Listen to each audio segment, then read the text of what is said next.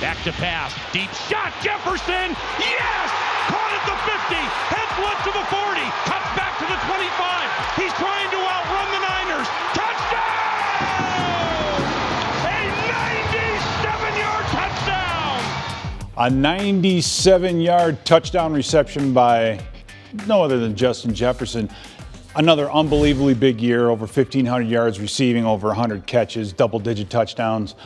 But the player and coach relationship is a symbiotic one, meaning the player has to do his part, but the coaches have to put the players in positions to succeed. So let's take a deep dive at how the Vikings did that this year with Justin Jefferson and how that helped him accomplish those huge, huge numbers. Now, there's a reason that NFL coaches get paid a lot of money. And the reason they get paid a lot of money is to put their players in position to succeed. And what we're going to look at here is formationally what the Vikings did this season to get JJ open and how well it worked. Our first group of plays, we're going to talk about the bunch formation. That means you're going to get a bunch of receivers together, exactly what it says. In this case, you're going to see Jordan Addison go in motion, but at the snap, you basically have 3 receivers all in a big group. And then you have 1, 2, 3 DBs to cover these guys. They have to find a way to sort it out. The problem is these 3 guys have no idea what routes they're about to see. And in this case, watch Justin Jefferson. Watch what the formation does to open up space, because that's all we want with JJ is to get him a lane, to get him some space. As he gets up the field, what do we notice? We got a man here, a guy inside shade on JJ, but at the same time, a deep middle safety. Neither one of these two can get to this alley, and that is all the space Justin Jefferson needs when you've got a guy like Darnold who's able to get him the football in tight quarters. Watch this throw right over the shoulder, and it's a touchdown. That's what formations do for players. All right, we're going to get the same result on this play, but it's going to be a little bit different. What's different? This time it's Justin Jefferson that's in motion. You're going to see him come across to what? A paired up set. So when this ball is snapped, again, what do you have? You've got 3 receivers right on top of one another, and you've got a linebacker, corner, couple safeties. They have to figure out who has what and where they're going to go. On this one, as we remember, this is a huge, huge play. When JJ gets to the top of his route, what do we see? Houston, we've got a problem, right? You've got a corner working on this out route up on top. Then this guy's settled, but you have a safety who's doing what? He's chasing this deep over. What does that mean? Wow, we got a lot of room, and we've got JJ. So what is that? Boom, JJ puts that arm up. A mistake in coverage. That's what these bunch groups buy you, right? DBs having to pass certain things off. They can't do it that quickly. Unbelievable.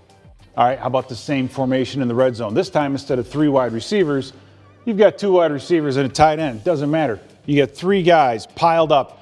The DBs have to find a way to figure this thing out, sort it out. You put JJ in motion. All eyes are on 18, right?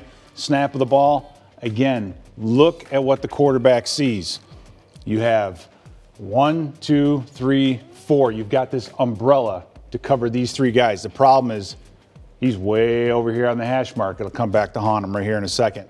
Watch JJ get up the field. He has pressure on the outside. This is what's so important, is just the positioning.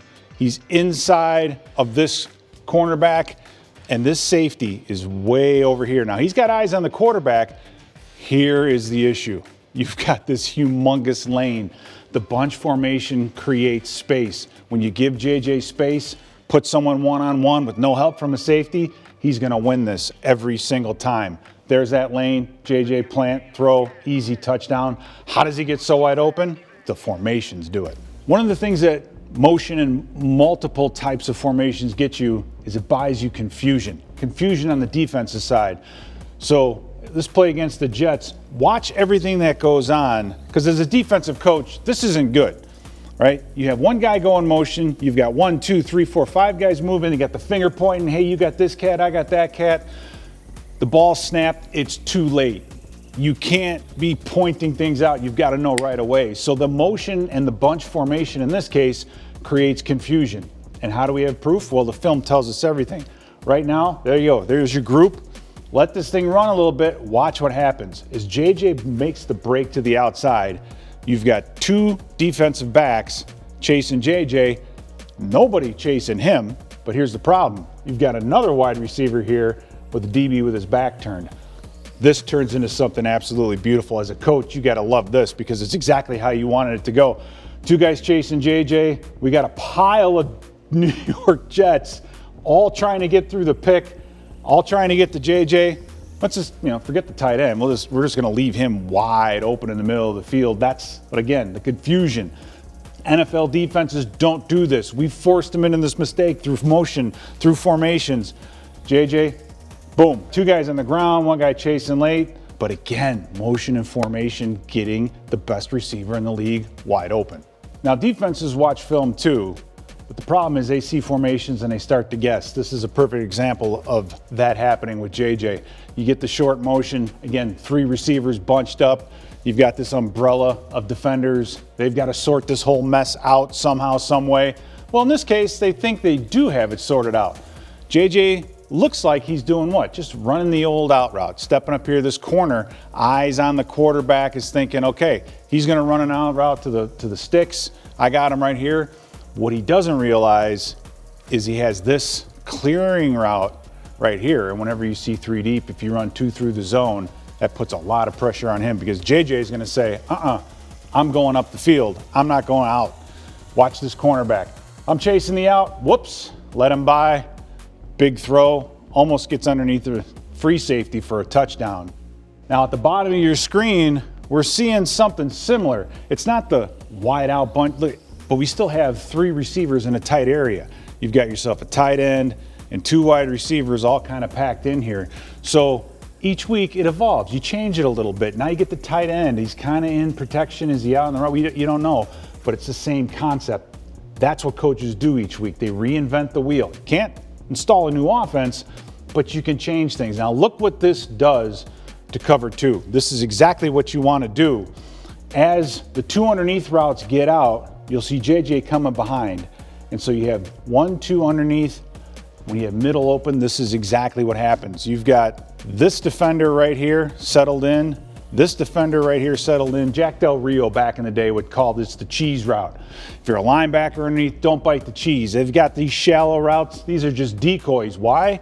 They want to open up the middle of the field and watch how this thing develops. You look at Darnold, he knows exactly. He's already starting to throw. He knows where he's going with this football. These three underneath guys, they think they got this covered. They're going to keep the first down from happening. Nope. Bad feeling right here when you're a linebacker and that ball gets zoomed over your head and you see Justin Jefferson catch it. But another way that formations can defeat coverages. All right, bunch formation with a little bit of motion. What does this do? Watch this before the ball is snapped. As Addison comes in and goes in motion, these DBs are all kind of bumping things down. But what do you notice? This is what stands out. This DB right here is the guy that's supposed to cover JJ, and he's outside shade. So that little bit of motion, that little bit of a bump gives JJ the angle he needs. Watch where he goes with this route, right? So that corner, he's outside shade on JJ. Where's JJ going? Right toward the middle of the field. Again, the cheese route underneath. Draw this underneath coverage. This is where we want to go. And what a throw here, because it's going to be right between the safety and the cornerback, who's outside shade because of formation and motion. Boom. Huge throw, huge catch. That bunch formation is short motion, getting you the leverage you need. Now, you don't have to put receivers in a bunch formation. You could just do a stack and it's kind of the same thing. But one of the interesting points is very rarely can a team stretch you vertically on a stack. They want to usually, we've seen it, stretch you horizontally. But in this case, watch what happens. You've got JJ, Naylor, stacked up one-on-one. These DBs are thinking you're going to get some type of crossing route, some type of dig, right? Whatever. But in this case, what do we have? We have JJ as the decoy. And you notice right here, Jalen Naylor is wide open all over here. But you've got the best receiver in the NFL with a corner trailing, deep middle safety. This is an unbelievable throw by Darnold. Look, he's got his mind made up. He's saying, I am throwing this thing deep. Even though the safety's got depth on JJ. Usually it's, if it's even, we're leaving. No, not in this case. He's saying, I'm throwing this thing to JJ. Watch the speed. See this little speed tracker? All right, Formula One's all happy about their colors. The more red this gets, the faster JJ's going. But watch this. They have angles on them. JJ never breaks stride, adjusts back to the football, 55 yards down the field, avoids a couple of tackles, Naylor getting in there to get a block. A 97-yard reception on a play that never should have worked. All right, this time we have JJ down here. Again, the two-man stack. We saw the three-man bunch. Now we're talking two-man stack. Some type of middle open defense. The bottom line is these three defensive backs have to get this thing sorted out. This is just going to be a simple flat seven concept, but watch what happens. You get the quick out route with the cornerback chasing them, but as we get upfield, again, it's the relationship. You've got a DB with his back to the sideline, even with Justin Jefferson, and he is so fast in and out of his breaks. This is wide open. And what do I mean? This area right here. There's no way that safety or this corner can get back here before Justin Jefferson does.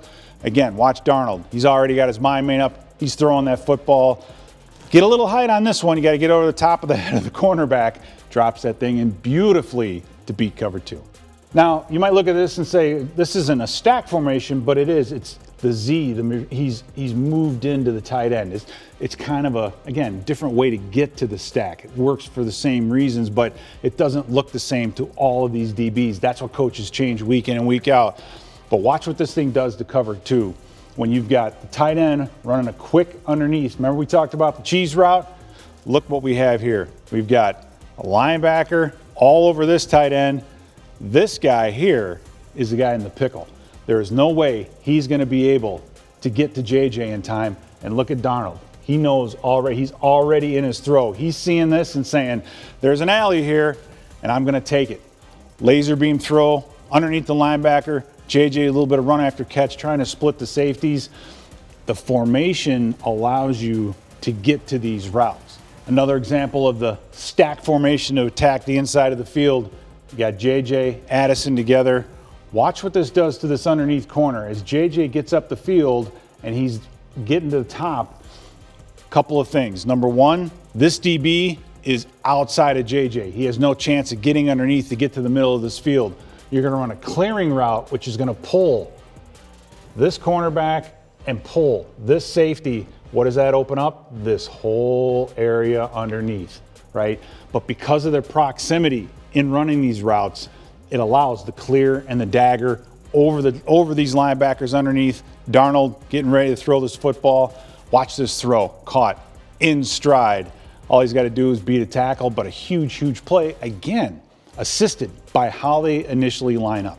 All right, we've seen these formations, these stacks and bunches, what they do against zone. Here's a case against man-to-man. Right here, Justin Jefferson stacked up. This is the DB that has to cover JJ man-to-man, right? You got the blitz up top, JJ running the crossing route. You have Josh Oliver right here in the middle, causing the traffic. You get the pick. JJ's wide open. Five-man rush, you got the protection, ball's already on its way. The key to this, hitting JJ in stride. He catches that football on the 40, he's got 10 yards, he's at 20, 24 yards after the catch when you can hit a guy in stride. And again, the formation got him open.